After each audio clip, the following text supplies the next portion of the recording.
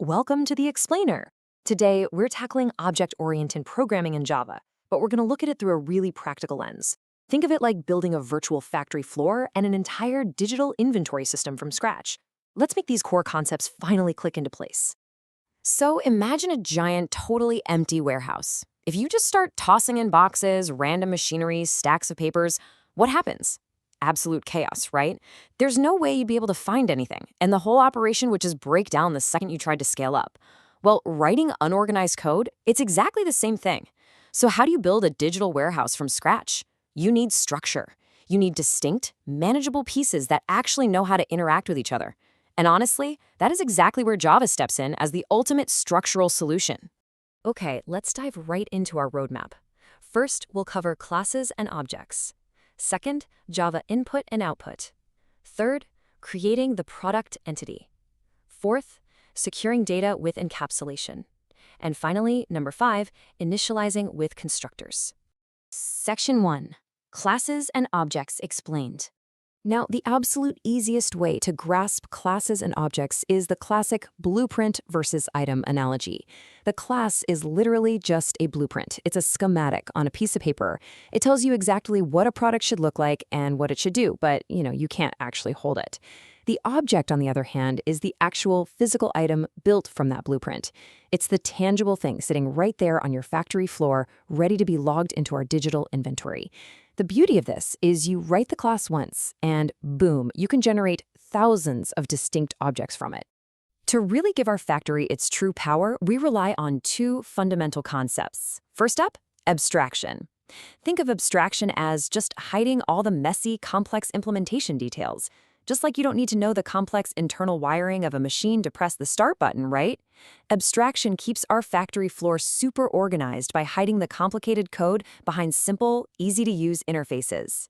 Then we have polymorphism, which is a fancy word that basically allows entities to take on multiple forms. Imagine a universal robotic arm on your assembly line that can seamlessly adapt to paint, weld, or package, all depending on whatever object is right in front of it. These 2 concepts are exactly what keep our Java programs highly organized and incredibly flexible. Section 2, Java input and output. So a factory is pretty much useless if you can't bring raw materials in and ship finished products out, wouldn't you agree? In Java, mastering input and output constructs is how we actually make our program interactive. You can kind of think of the scanner class as the loading dock of our digital warehouse. It's this perfect tool we use to seamlessly feed raw, real-world data from the user straight into the system.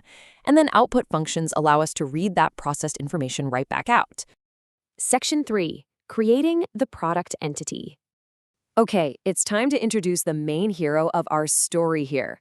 We're creating a simple Java class representing an entity called product, and it comes complete with a product ID, a product name, and a product price. For example, we've got a widget with ID 001 for $19.99 and a gadget ID 002 for $29.99.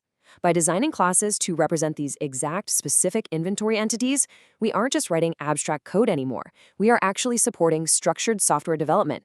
We instantiate these product objects, we display them, and suddenly, our digital inventory literally comes to life. Section 4, Securing data with encapsulation. I want you to pause and really think about this for a second. Is your product data actually safe? I mean, what happens if someone totally unauthorized just wanders onto our virtual assembly line and accidentally changes the price of our $30 gadget to one single penny?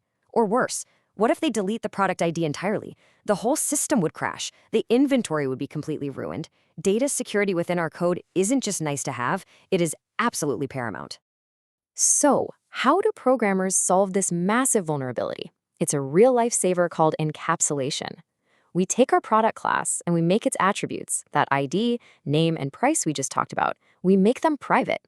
We literally put a lock on them. No outside code can just reach in and tamper with things. Instead, we implement what we call getter and setter methods.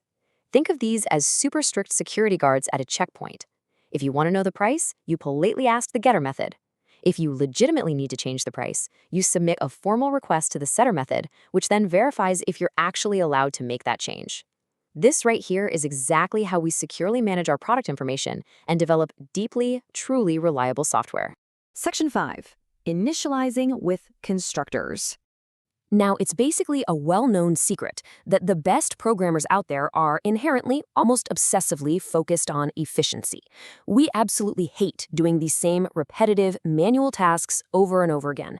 And that is exactly why constructors were invented. A constructor is a very special tool, and it's used to automatically initialize our product details the very second that object is created on the assembly line. And this brilliantly illustrates that massive leap in efficiency. Consider the old way of doing things. You build the blank object, then you manually tell it its ID, then you manually assign the name, then you manually set the price. It is incredibly, painstakingly slow. Now consider using a constructor. The very moment you instantiate the object, you just hand it the ID, name, and price all at once. The object rolls right off the assembly line, fully formed and perfectly initialized. Applying constructor concepts like this, it's a total game changer. It allows us to manage our inventory records so elegantly and efficiently. Well, we have covered a lot of ground today. You've seen exactly how classes act as your blueprints and objects act as your actual physical inventory. You know how to bring data into the system with the scanner class, how to secure it tightly with encapsulation, and how to automate your whole production line using constructors. You have the blueprints, you have the security, the structure is entirely in your hands now. The only question left to ask is, what will you build next? Thank you so much for joining me for this explainer, and hey, happy coding!